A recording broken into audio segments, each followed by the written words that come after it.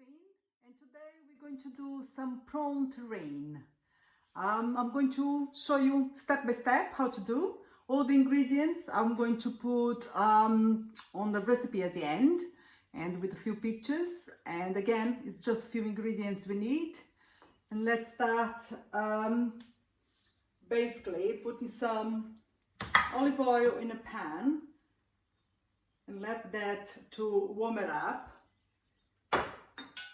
so we can fry the onion or shallot if you prefer, Scottish bonnet chili, very hot, be careful, some chopped garlic, and I'm going to use thyme today.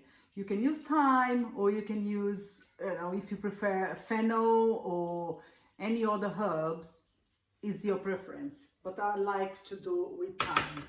And then I have here 500 grams of very small prawns, you see, very tiny ones. Then it's already defrosted, is a cooked one, already defrosted, and I did squeeze that quite well to the water to goes, because they have a tendency of, be watery if you're not careful. Okay, let's start. The oil is now hot. Let's start putting a little bit of the onion to sweat a bit. And we're going to cook that until it's a little bit soft. I did chop quite fine, but if you cannot do by hand, just if you blend that in a, little blenders or a little chop, they have the machines, then you can just tap on top and that will chop fine. It's up to you, doesn't matter which way you do.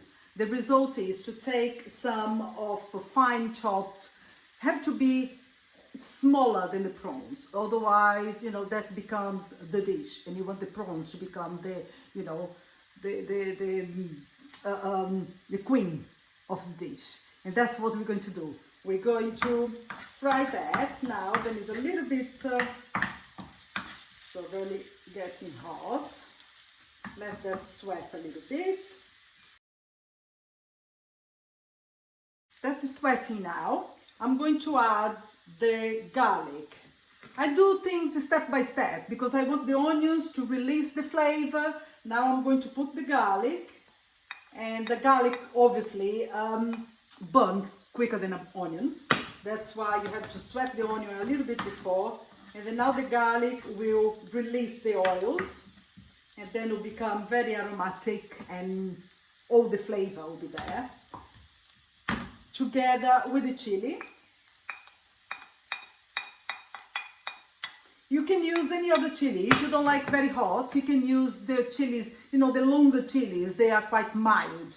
But because I do like hot food, I'm Brazilian after all, and my family likes as well, and my friends, I think, anyway. And that's why I use the Scottish bonnet. And I have the biggest tree of Scottish bonnet chili inside of my house. Then I start from a little seed, but apparently I have a green fingers, and then I like my plants, I like my herbs, I like my things. Now we're going to add the thyme. Then it's fresh again from my garden, but you can buy in the supermarket. You don't have to you don't have to like gardening. You just buy from supermarket and have that. It's just me. I love plants, and that's what I do. Smell very aromatic now. I can smell the garlic, I can smell the onions caramelizing, I can smell the chili is getting hot on my face, and the thyme are releasing as well the oils. I think now at this point it's time for me to put my prawns inside.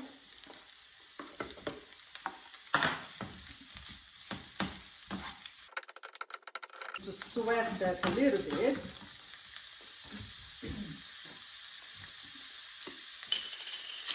I'm going to put a little bit black pepper.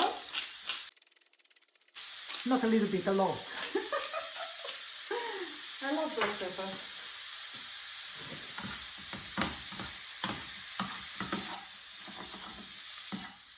can feel the heat of the chili on my nose right now. Okay, I did sweat the prawns here. We're going to cook a little bit more, just to take all the flavors. At this point, you're going to see them probably is not so oily or anything like that. We just put like 2 tablespoons of olive oil for 500 grams of prawns. It's not a lot, because we're going to basically do these little terrines. That's how I call. Some people will call different names, but that's how I call. We're going to put with clarified butter, and I will show you what is clarified butter. Okay, at this point now, then it's already cooked nice. We're going to put a teaspoon of paprika or pimentón picante. The pimentón picante is basically a spiced paprika, but it's one of my tricks. I bought that in Spain and I love it. Give this smoke flavor and, you know, a little bit more flavor on your dish, because what you don't want is to be plain. Probably you're asking at this point, are you not going to put salt? My answer is no, because I'm using salted butter and I don't want that to overpower with salt. Basically, the clarified butter I'm using is already with salt. And salt is one of those things you can put it in, but you cannot take it out. Once it's in, that's it. And you don't want to ruin your dish.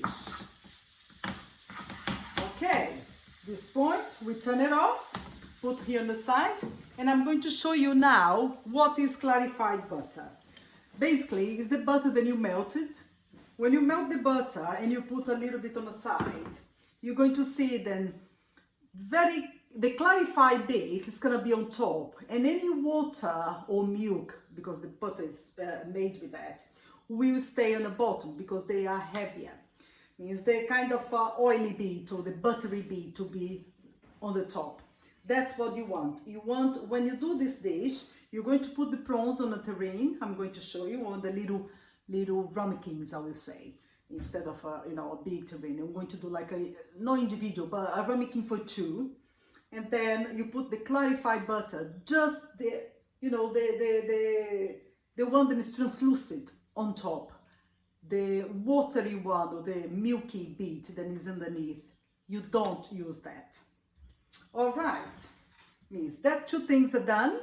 Now we're going to the bench to put that on the little ramekins, and then later on we're going to see how it comes up and we're going to try. Okay, see you. We're going now to divide this prawn in between 4 ramekins. The little heart shape, the ones I like. And then when we do that, we will put the clarified butter on top, so that becomes something to be spreadable on a little toast or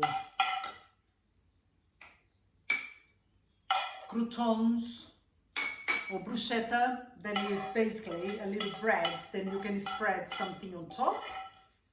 You can do in any version you want. And dividing kind of equally. I'm a kind of person that I use the last little bit. Why waste some lovely goodness if you don't need to? You don't need to in this case. And now we're going to put the clarified butter. I have a ladle here. Then I'm just going to take, as I said, the part that is on top, the clear part that is on top. Can I show you? You have to be careful because otherwise you get the bit that is underneath as well. If you get a little bit that, the watery bit underneath is not the end of the world. it's better if you don't. Some people will take, instead of doing like this, will put in another container just to separate them. But what we're trying to do is basically do as goes. Slowly, slowly, we can take bit by bit, and you can see now it's much clearer. Can you see the white bit underneath and the yellow bit on top? That's when you call clarified butter, is when you separate the butter. And then you can use the little bit. You just kind of have to have a lot of patience to get that removed, the top, without putting much of the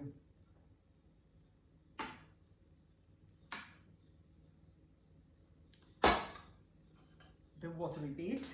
I did one here that is already all done. What you do now, you mix about a little bit to the butter to go everywhere, and then that to be nice and spreadable when you put on your toast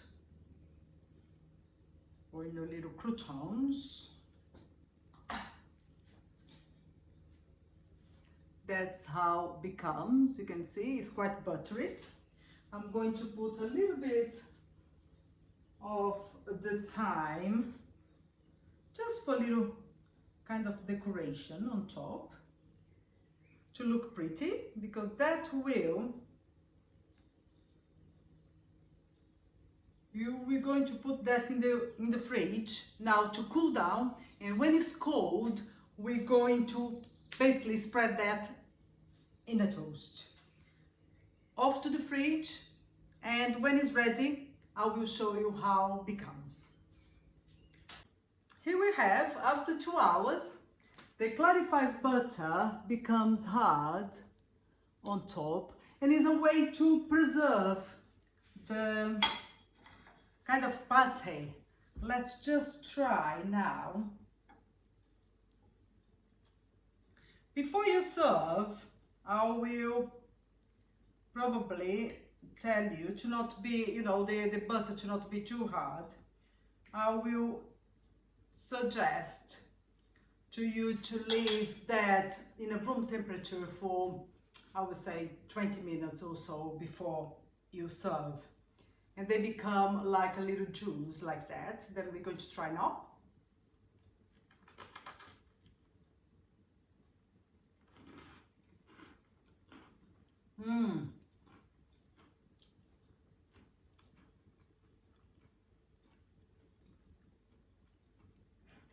It's so good.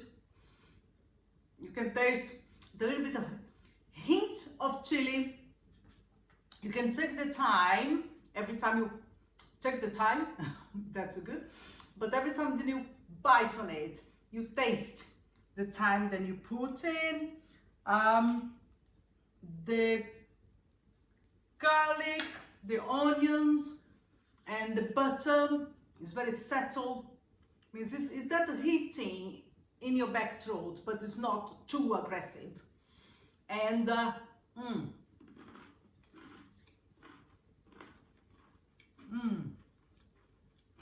very good. You can serve with a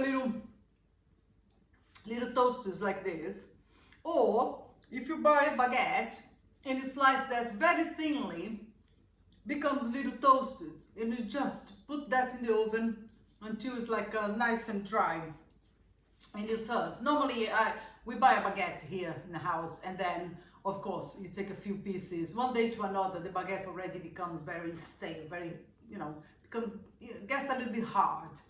I normally slice, pass a little bit butter on one side, and put it in the oven in a tray, and then we have these little toasts. Then you keep in a jar and you eat when you want, with a little bit cheese, or in this case with a lovely prawn pate we did, or prawn terrine. It's more like a terrine than a pate because it's not completely mashed and blended. You can still taste in the prawns and bite into the prawns. You could slice the prawns really fine, but then you lose that thing. Then at the end of the day is a prawn terrine. You should serve as a prawn terrine. In that you have, to bite and to feel then what you're eating. And it's absolutely delicious. Another very easy recipe. Takes a little time to set, obviously, but when we did was no time at all. And tastes delicious, is different. You can prepare this 2-3 days in advance because the clarified butter stays on top and seals completely the prawns. But I would say 2 days is always better. It's fresh. And especially in the summer, it's nice and fresh to have with a good glass of wine, or who doesn't drink wine like my husband, a good pint of beer. That would be amazing. And you can spend a lovely night talking to your friends and serving something good and delicious as this. My name is Christine, thank you for watching and see you next time. Don't forget to follow me on the YouTube on Christine Cookery's Classes, and Christine without the H. And I see you soon.